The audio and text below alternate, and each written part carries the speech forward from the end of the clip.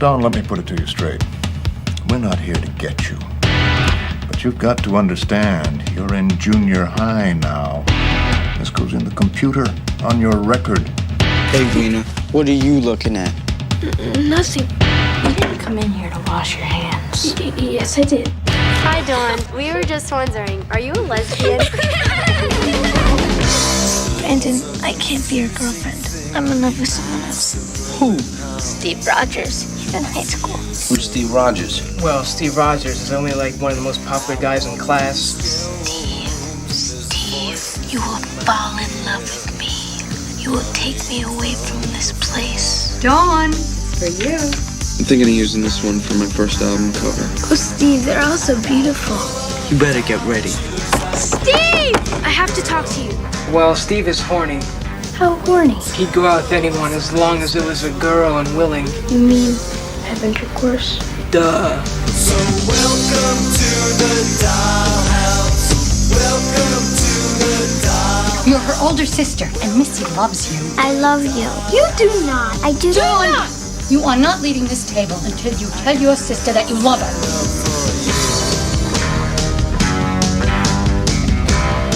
Do you think about girls? What, are you kidding? I want to get into a good school.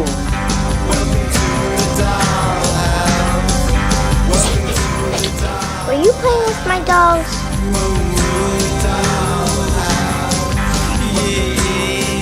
Welcome to the Dollhouse. From 1995. Welcome to the Dollhouse. Directed by Todd Solondz, written by Todd Solondz, starring Heather Matarazzo, Brendan Sexton III, Eric Mabius, Matthew Faber, cinematography by Randy Drummond, edited by Alan Oxman from Sony Pictures. And this, talk about a movie that would be also, you couldn't imagine Sony signing on for a movie like this today.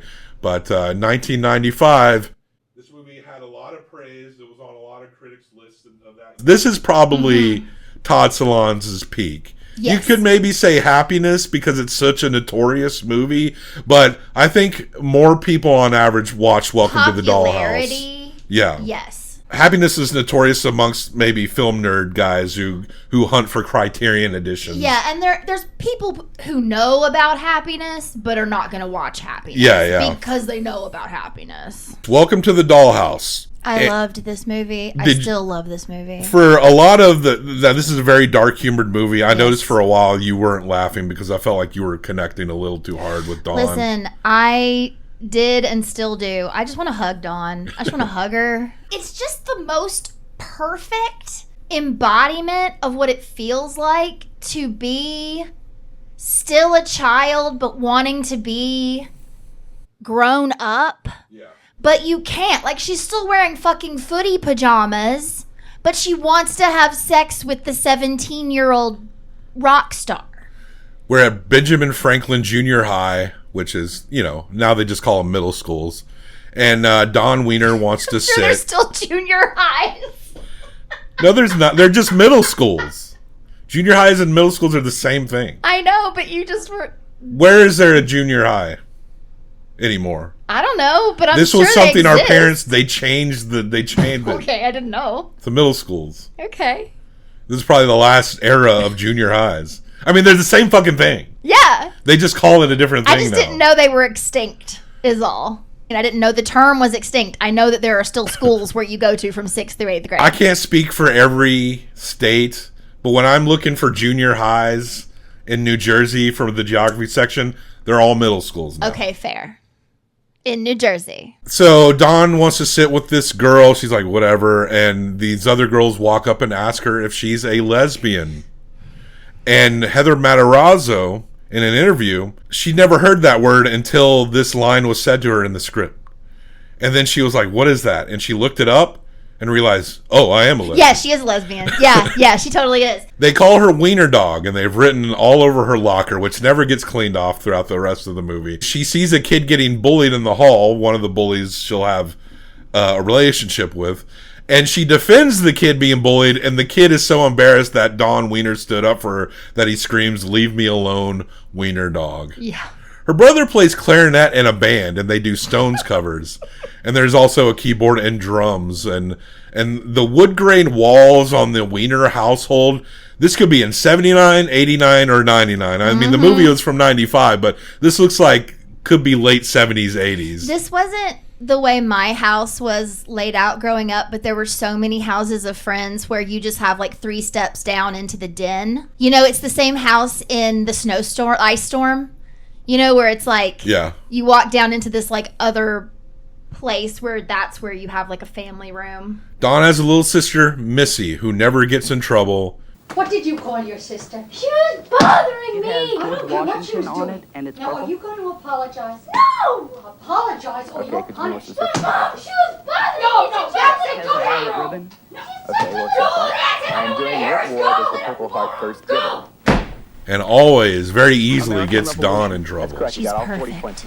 And she gets grounded very easily when she's having to deal with Missy. But Dawn does have a friend, a little gay boy named Ralphie. He calls to see if she's available, but Missy says she's grounded. Ralphie looks like he always just got finished eating a grape popsicle. The bully from earlier, his name is Brandon. He wants to cheat off of Dawn, and she ends up telling on him, and the teacher gives them both detention. When they go to detention, Dawn goes to the bathroom, and the girl who she sat at the cafeteria table with demands that she takes a shit. You didn't come in here to wash your hands. Yes, I did. You came in here to take a shit. No, really. I don't have to go. My hands were just dirty, that's all. Liar. I can smell you from here. Please let me go. First, take a shit. And also tells her to stay away from Brandon. He's mine. Go back to detention, and Brandon is making kissy sounds in detention. Well, and he's also doing the mouthing the fuck you, like, which she later does to her sister. It's one of those, like, bullied kids get bullied. Like, she gets in trouble with her sister because she's acting out the things that are happening to her at school. She does not pass her test. She gets a D, and she complains and is punished by having to write an apology. Because she's grade grubbing. To not grade grub, and she has to read that in front of class. Dawn cannot win. And Dawn and Ralphie, they have a clubhouse out back called the Special People Club. And their brother says that they might get the most popular guy in class, Steve Rogers, in their band. And the little sister demands that Dawn get sent to reformatory school for bothering her. Mommy, could I join Mark's band? Oh, sweetheart. I'm serious, and I think you should send Dawn to reformatory. She's always bothering me. Oh, honey, you don't mean that. Dawn loves you. Remember, no matter what she does, she's your sister. Dawn, tell Missy that you're sorry for bothering her and that you love her. But she refuses, and she is just made to sit there until her parents finally send her to her room. It's one of those, you're not allowed to leave the table until you tell your sister you love her, and she will not. So Dawn is pretty much grounded through half the movie just from existing and not being as adorable as her sister. But one day she hears singing, and she goes down to the garage, and she sees Steve Rogers singing with her brother. And the band is not bad. Like, at a very surprisingly young age, they understand how to structure a song and deliver. They're back to school, and there's a lot of dark senses of humor here, where they're at a rally, and this girl is having a "don't talk to strangers" speech because she was a kidnapping victim. And as she's telling her very dark story of being kidnapped, Brandon the bully is spitting spit wads at Dawn. So we're seeing this while we're hearing a very fucked up story being told to all these children. And Dawn fights back, retaliates, chews up a spitball, but accidentally hits the teacher in the eye. Who had to go to the hospital. Yeah. She has an eye patch on for like the rest of the movie. Dawn and Missy share a room. That sucks for Dawn. And Steve, he's in the band because he's being tutored by the brother in computer science. And she sees Steve laid out on her brother's bed, and she talks to him, and she likes him, and he's actually being responsive to her. He's not being mean.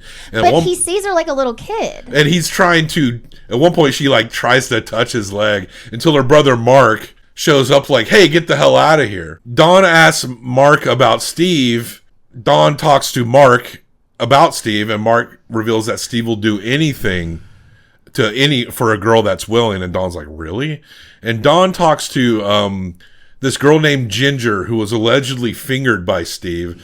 And this is the movie never. I think there is signs of Jersey, of course. In the hot bad girls. But the bad girls and the characters like Ginger, she has this thick North Jersey accent. We gotta talk. We gotta talk. They talk about Steve and how he finger banged her. She said that Dawn doesn't have a chance with him, though. But Steve comes over while Mark is out, and Dawn feeds him fish sticks, and she's just pining for him. And love music is playing while she watches him eat, and you just hear him munching and slurping. And then she plays the piano for him. And he's like, hey, that's pretty good. You're better than Barry, the keyboardist in the band. And then Dawn doesn't quite understand what getting fingered means. And she asks Steve, do you want to see my fingers? And that's when Mark and Mom come home. And Steve, like, bitches out Mark for, like, not being there. That's the most animated that we see Steve. He seems very nonchalant. Well, because he's always late. And he gets there on time once. And then Mark's not there. It's just hilarious. Their band sings the song Welcome to the Dollhouse. It's so good. I love the song. It's like a 60s surf style. It's like a Munsters vibe. And she's sitting on the hood of the car. This is the picture you've probably seen of her where she's got like makeup on and like a little scrunchie and she's welcome to the dollhouse. Mark critiques Steve's singing and Steve quits. That was so stupid. Mark was just trying to swing a dick around that he didn't have. I can't believe he just quit. Well, he did. Shit face.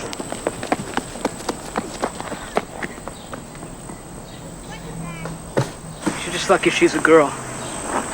Yeah. Brandon is now bullying Dawn and Ralphie at a convenience store arcade. Dawn calls him a retard. Brandon later says he's going to rape her at 3 o'clock. And then there's this flirty stalking montage. And then it's 3 p.m. at the library. And Brandon is rejecting the bully girl who told Dawn to stay away from him. Mm-hmm. He doesn't seem to want her. He's very focused on Dawn. And he grabs Dawn as she's walking out of the door, but a janitor interrupts him, and Brandon calls her a bitch and walks away. Well, it's the parents' 20th anniversary, and it will be in the backyard, and Mom wants Dawn to tear down her clubhouse. It's not very pretty, is it? She tells Dawn. Dawn refuses, and her dessert is split between Missy and Mark. And then the mom announces that she's going to need help to destroy the clubhouse in the backyard. That was such a fucking bitch-ass mom move. Because if you're gonna do it anyway, she didn't even give her a day. She punished her and then immediately was like, I'm gonna destroy it.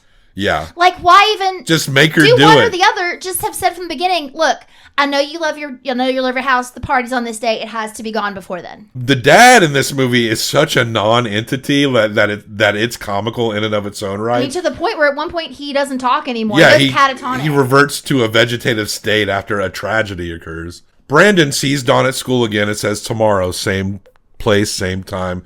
And Dawn is now resigned to being raped by Brandon. And she meets him, and he walks her to an abandoned building.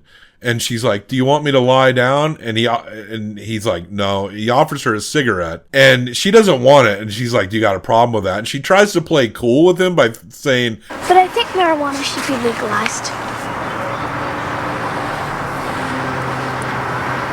Why do you always have to be such a cunt? Brandon explains why he reacted so extremely when Dawn called him that word is because his brother, we find out later, has Down syndrome. He's not in any grade. And then Dawn has her first kiss with Brandon, and she asks afterwards, are you still going to rape me? And he says, there's not enough time. And then he sticks his nose to her forehead. Yeah, but just remember, this didn't happen. I mean, no one. Fucking no one. I swear I haven't told anybody that is what. Because if you do, I really will rape you next time. Don't tell anybody. Well, Steve is back in the band. They had to pay Steve $200 to return so that the band could perform at the anniversary party. And Dawn is watching Steve look at pictures of himself for a future album cover. And Mark wants Dawn to leave, and Steve stands up for her. He's like, you're being a total fascist. Dawn and Brandon aren't invited to Cookie's party, but Brandon likes Cookie, and he gifts her a cookie. that he got from the cafeteria. She's another popular girl with an accent. Yeah, and she's like, this didn't even cost anything, and Brandon is rejected in front of everybody and in front of Dawn. And then we cut to her and Brandon watching the moon In the Special People's Club. while Like the Wind plays. He's asking about Ralphie, and he calls Ralphie a slur. He says, and I'm quoting here, Where'd you get that cassette player? Ralphie gave it to me. Why do you hang out with that faggot? Ralphie?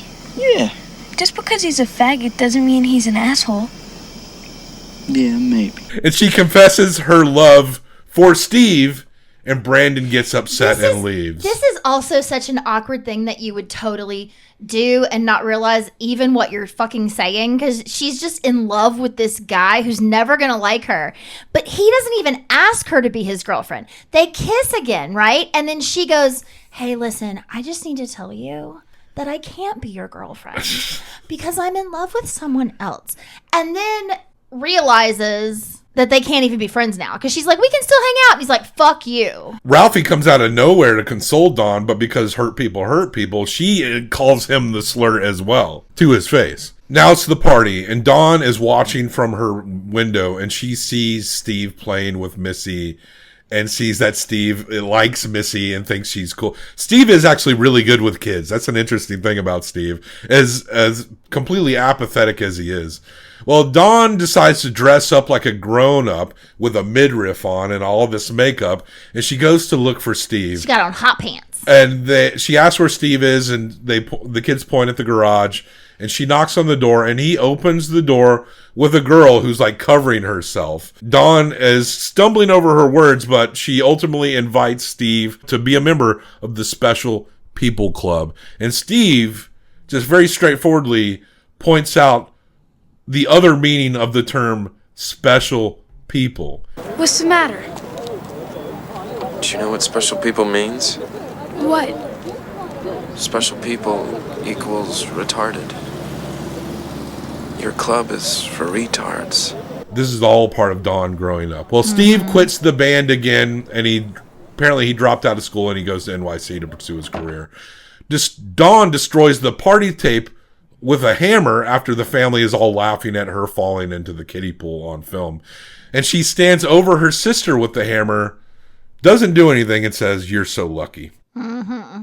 Brandon won't speak to her, and the police come and pick him up out of class. Ralphie is trying to call Dawn, but Dawn is being insulting and won't answer the phone. Then Missy, her sister, is missing. Oh, but this is important. So Dawn was supposed to give Missy a note to tell her to get a ride home with this particular woman because Mom had to go pick up Dad. And Dawn has the note, and she even calls Missy back to give her the note and then decides, oh, nothing, never mind. So she 100% on purpose did not give her sister the note, knowing that her sister would get left after dance class.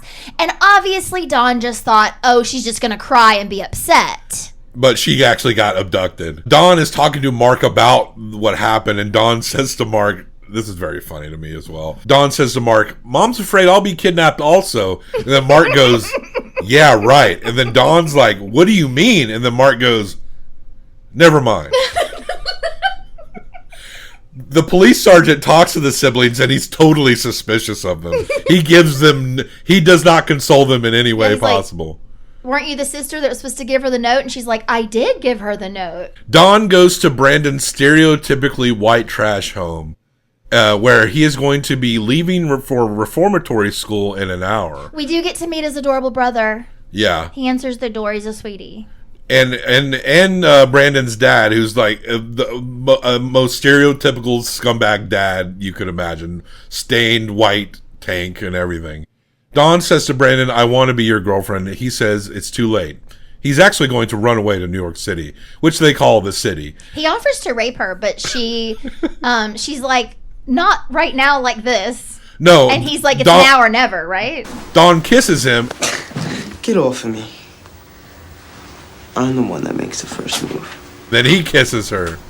Brandon reveals that he's being sent because they accuse him of dealing drugs, but he says, I'm not the one who deals drugs. It's my friend that deals the drugs. And who said I deal drugs? You're just like them. And she's like, I believe you. And he asks her if she's going to run away with him. And he's like, no, I can't. Well, they get a report that they found Missy's tutu in Times Square. And Dawn, like the Bon Jovi song, New Jersey native, is a runaway.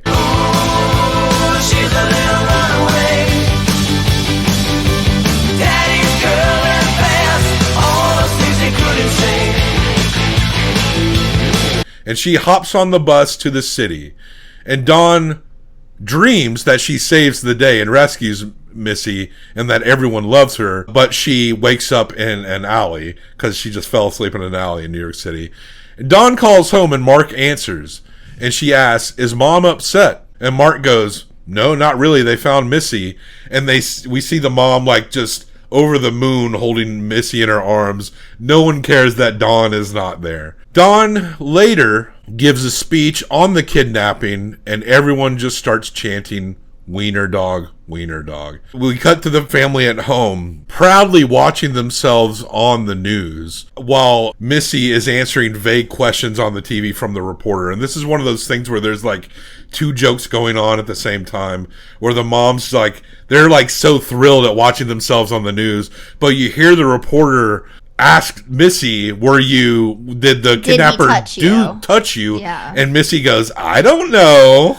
They do explain before this that apparently all that happened was it was a guy down the street that everybody already knew, and he kept her in his basement and just like had her, he like took video of her dancing, but he didn't touch her, and she got as much McDonald's as she wanted, and she got to have the clicker. They made it sound like she actually enjoyed the time there. Well, that's what the brother said. He's like, I think she actually had fun because she got to control the TV and she had all the McDonald's.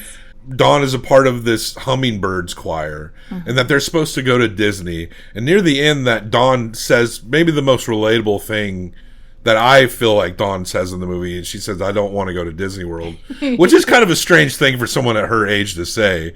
But the movie actually ends on a very normal note, where she's in with the Hummingbirds on a bus going to Disneyland, Disney World. They're just singing along. And that's how the movie ends. Well, I actually think this little detail is important to me because they're all singing together, but then it zeroes in on Dawn and the other voices go away. And you're just hearing Dawn sing. And she's like looking out the window, kind of. Like it's not like she's like got her arm around somebody else. Like she's still not alone. Part of the group. She's there and she's participating, but she's still on her own. She still doesn't fit in. She's still got to find her own way. The movie cost $800,000 and made $5 million. So this was a big hit, big on the critics' lists. I think I'm a 4.25 on this. I do think it's very funny. I think it's got a tighter comedic. It's tighter than Clerks, so I think it edges out in that respect. As far as this is actually Salon's second movie, his like first like studio movie, I think. Yeah, it is really fucking funny and dark. It is really good. Happiness is even darker. Happiness is way darker, more upsetting. Also, Todd Solondz in 2016 made a sequel to this movie called Wiener Dog, where Greta Gerwig plays a grown Dawn Wiener who adopts a wiener dog, who finds a stray wiener dog. And I don't know if you'll remember, but like he's done this before. There's a sequel to Happiness called Dark Horse, and the same characters are just played by completely different people. Interesting. And in the movie Palindrome, in the movie, the characters are played by different people. The characters are played by different I've seen Palindrome a couple of times. So yeah, I'm 4.25. What do you give it? I'm a 4.75. Oh wow! So that is a 9. Mm-hmm. All right. I didn't go quite S tier, but man, I thought about a 5. It's very good. The Taylor-Ham territories of North Jersey will encompass the majority of our movie selection settings for the state. The cultural runoff of the Northeast Riverside being adjacent to New York City's massive metropolis can't be ignored when it comes to New Jersey's identity. New Jersey often represents the epicenter of North Atlantic suburbanism, the great sprawl just outside of a more prolific cultural epicenter, just a short bus or train ride away. Despite never mentioning the town that the Wieners reside, it is still plainly obvious that it is a suburb in New Jersey. And while I kind of wanted this flick to fit in pork roll places, it's very plainly well in the Taylor-Ham zone. The biggest clue being the accents and the mention of the city, which is meant and shown as New York City. If the Wieners lived in places like Cherry Hill or Collinswood, then the city would mean Philadelphia, right across that border. So then I looked up Ben Franklin middle schools in New Jersey, and I found a few all in North Jersey in Ridgewood, Teaneck, and Elizabeth. But once again, the best pick for Don's hometown is the town it was mostly filmed in West Caldwell, New Jersey, in northwest Essex County. So we'll place Benjamin Franklin Junior High right on James Caldwell High School, where it was actually filmed at 265 Westville Avenue. For the Wieners' home, we'll put them on 44 Birkendine Road in Caldwell. The suburban ruins of Don's first kiss is long gone to time, cleared out and made way for an apartment complex at 1089 Bloomfield Avenue. And Brendan's trashed out house and neighborhood have long since been flipped and upscaled, and we'll place that at the end of Park Lane near Caldwell University. Welcome to the Dollhouse presents an unfortunate issue that will come up again in Todd Solondz films. The sexual predation of children as represented in Molly's abduction by their neighbor, and one look at the sex predator map for Essex County and neighboring Passaic and Morris counties shows a plethora of sex criminals, mostly from economically devastated areas of Newark, Irvington, Patterson, and Morristown, with little to no arrests for such crimes in the much more upscale parts of Essex County where the Caldwell townships reside. But let's not be naive here, folks. All these Jersey sex crimes I'm showing on the screen only have their pictures out there because the law actually comes after you when you're poor. We all know what the ultra-wealthy are doing behind closed doors in their mansions and ivory towers. We can only imagine the sick rituals occurring in places like this, the nearby Essex County Country Club. Missy's abductor, Joe Kasdan, their neighbor, would have loved to have been a member of the Essex County Country Club, if he wasn't already. He was probably more upper middle class, perhaps, just out of range of Essex Club prices. If Joe had gotten over that one little hump to economic class advancement, then he could have operated at Freddy Krueger levels all over Northwest Essex County for years. Now, I'm not saying that the Essex County Country Club is full of pedophiles. Allegedly times infinity. I'm just saying that the Essex County Country Club is the exact type of place where an Illuminati blood sex ritual could occur. Remember my lesson about the Philadelphia Main Line and Pennsylvania at the Movies Part 1? Well, it's definitely allegedly happening 100% of the time by any person who actively wants membership at the nearby Trump National Golf Club in Bedminster in nearby Somerset County.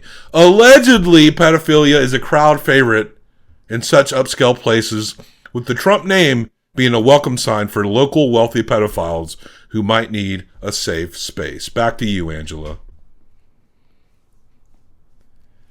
That does it for New Jersey Part 1. Part 2 will probably happen in like 3 to 4 weeks, I'm guessing, if that. We're going to be very busy. We're about to go on a big vacation, so it might be about a month off for one episode. And I wanted to do a full state a month, but it ain't shaping out like that. We have to make some money, and there's a lot of things happening right now. But I think our next batch of movies, we're going to go back, talk about some gangsters, and then we're going to hit up New Jersey Part 2, and then we're going to talk about our first batch of Catherine Bigelow movies. And then after that, New Georgia Part 1. So the fourth state, our first southern state in our series. So from me and my fellow co-host, the Don Wiener of Tennessee, we say goodnight. Good night.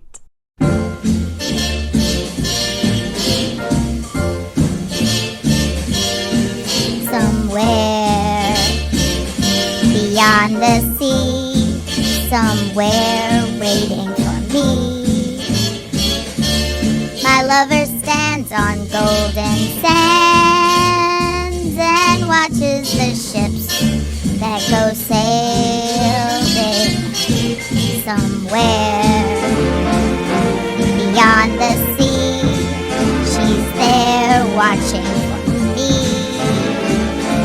If I could fly like birds on high, then straight to her arms I'd go sailing. It's far beyond beyond the stars, near beyond the moon. Thank you for watching and listening to the Projectors podcast. Subscribe to us on YouTube or your preferred podcast listening application where we have hundreds more film discussions. Though our more recent episodes will be spread out, we are currently reposting episodes of our very first film podcast called Documenteers, in which we discuss documentary films. We're reposting those episodes every Tuesday until we're done, as well as anthology collections of our shorts once a month. Help us out by subscribing, recommending, listening, and leaving a nice review of the show wherever you can do such things. Thank you once again, and we formally apologize for anything Bob ever said. Taylor ham. Pork roll. The Jersey Devil. The Pine Barrens. War of the Worlds. The Hindenburg. Guido Shore Trash. Princeton University. Mercer County Community College. Tomato Pie. John Bon Jovi. Whitney Houston. The Four Seasons. Menlo Park. Bayonne. The Atco Ghost.